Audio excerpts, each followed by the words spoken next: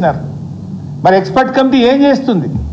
ఒకవైపు సుప్రీంకోర్టు స్పష్టంగా చెప్పింది 4th March 2025 order number 1164 of 2023 Ashok Kumar Sharma versus Indian forest service. ఇలాంటి స్పష్టమైన ఆర్డర్ ఒకవైపు సుప్రీంకోర్టు ఇస్తే ఈ సుప్రీంకోర్టు ఉత్తర్వులను ఉల్లంఘనకి ఈరోజు రాష్ట్ర ప్రభుత్వం పాల్పడ్డది అని చెప్పి మేము ఆధారాలతో సహా వారికి ఇవ్వడం జరిగింది. రెండవది, మన 1980లో ఒక సుప్రీంకోర్టు ఇంకొక జడ్జిమెంట్ ఇచ్చింది. గోదావర్మన్ వర్సెస్ యూనియన్ ఆఫ్ ఇండియాలో 1980లో సుప్రీంకోర్టు ఇంకొక జడ్జిమెంట్ ఇచ్చింది. డెఫినేషన్ ఆఫ్ ఫారెస్ట్ అంటే ఫారెస్ట్కి ఒక కొత్త నిర్వచనాన్ని ఇచ్చింది సుప్రీంకోర్టు.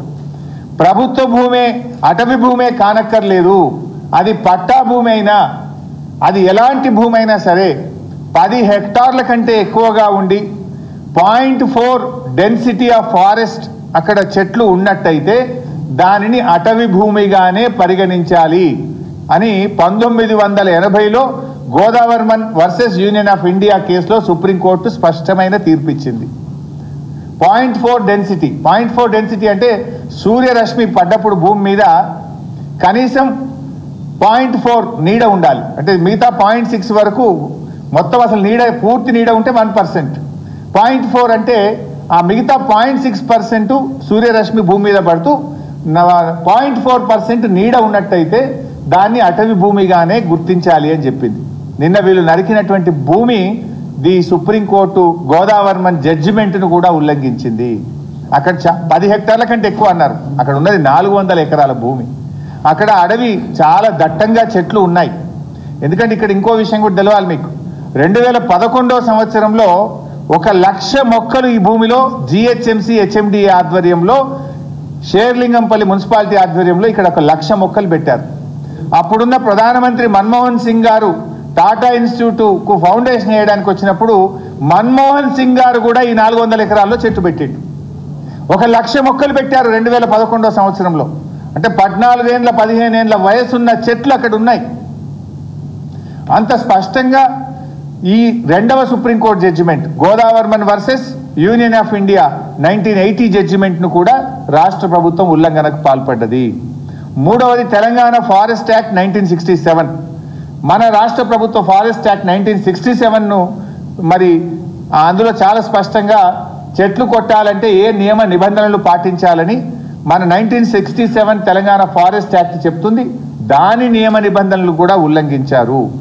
నాలుగోది వైల్డ్ లైఫ్ యాక్ట్ 1972, దాన్ని కూడా ఈ రాష్ట్ర ప్రభుత్వం ఉల్లంఘించింది. వైల్డ్ లైఫ్ యాక్ట్ ప్రకారంగా ఇక్కడ అనేకమైనటువంటి జీవరాశులు ఉన్నాయి. అడవి పందులు కానీ, స్పాటెడ్ డేర్స్ కానీ, స్నేక్స్ కానీ, అదేవిధంగా పీకాక్స్ కానీ, మరియు తాబేళ్ళు, ఇలా రకరకాలుగా అనేకమైనటువంటి రేర్ ఎనిమల్స్, రేర్ బర్డ్స్ ఇక్కడ ఉన్నాయి. వాటిని రక్షించాల్సిన ప్రభుత్వం ఇవాళ భక్షించే ప్రయత్నం చేసింది అనే విషయాన్ని కూడా కమిటీ దృష్టికి తీసుకుపోయాం. అదేవిధంగా వాల్తా యాక్ట్ పోయింది.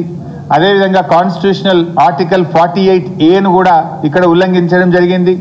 లాస్ట్లో మన హైకోర్టు కూడా చెప్పింది, హైడ్రా విషయంలో శనివారం ఆదివారాల రోజులు మీరు కూల్చే ప్రయత్నం చేయొద్దు, శనివారం ఆదివారం చూసి మీరు డిస్ట్రక్షన్ చేయొద్దు అని మన రాష్ట్ర హైకోర్టు కూడా స్పష్టమైన తీర్పు హైడ్రా విషయంలో అన్ని విషయాల్లో ప్రభుత్వానికి చెప్పింది.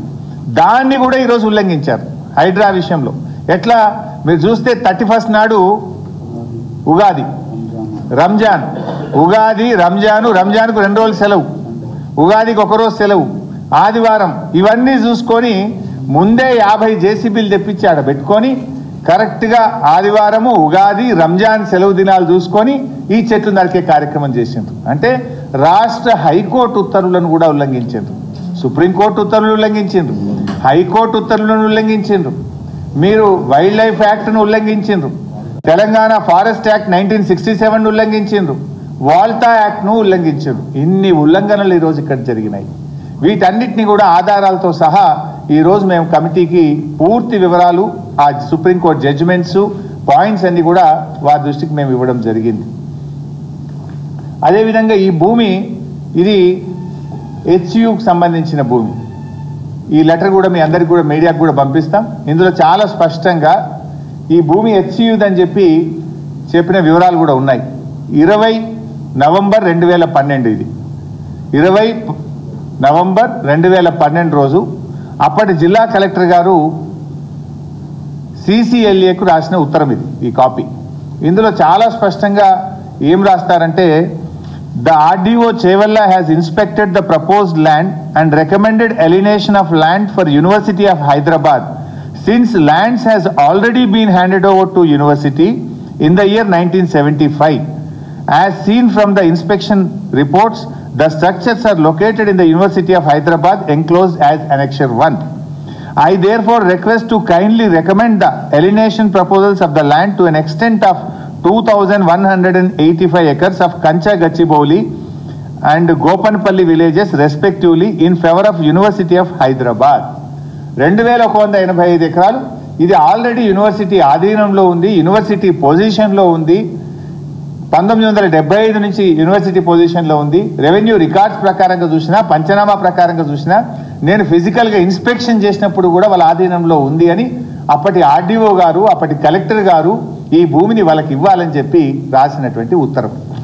దాని వివరాలు కూడా ఇందులో ఉన్నాయి. ఈ అనెక్సెస్ ఇవన్నీ కూడా మీకు పంపిస్తాం. అంటే స్పష్టంగా ఈ భూమి ఇది HCU భూమి అని ఆ కలెక్టర్ గారు అప్పుడు రాసిన లేఖలో ఉంది. HCU ఆధీనంలో ఉంది అని కూడా ఇందులో స్పష్టంగా అప్పుడు ఇన్స్పెక్షన్ చేసిన ఇన్స్పెక్షన్ రిపోర్ట్లో RDO గారు రాసినటువంటి మాటలు మీకు చదివి వినిపించాం. అంటే ఇవాళ దీన్ని పట్టా భూమి అని, TGIC భూమి అని, ఇది గవర్నమెంట్ భూమి అని దీన్ని యాక్షన్ చేస్తామని చెప్తున్నారు. మేము ఇంకో విషయం అడుగుతా ఉన్నాం. డెవలప్మెంట్ విషయంలో మీరు చేయొద్దని మేము అంటలేము.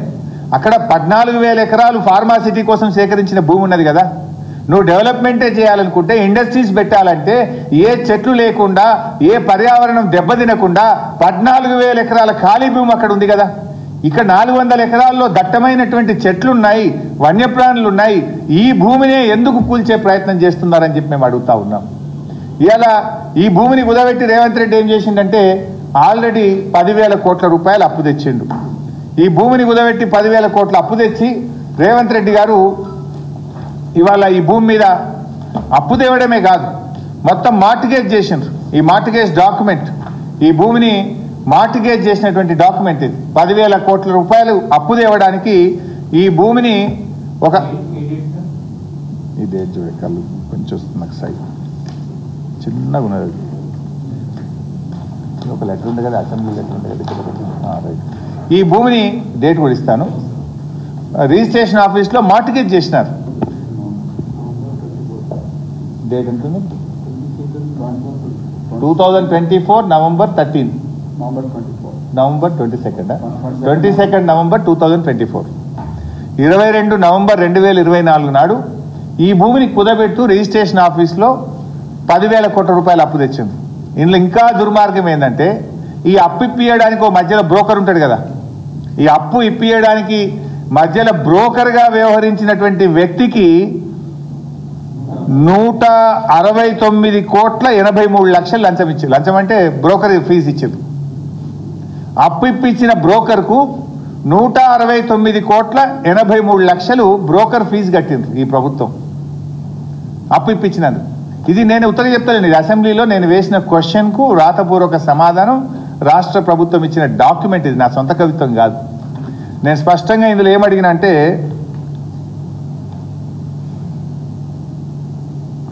the details of merchant bankers, the quantum of amount to be paid to them till now, ఈ రోజు వరకు ఎంత కట్టింది ఆ బ్రోకర్ కంటే ఇలా రాసింది ప్రభుత్వం ఆన్సర్.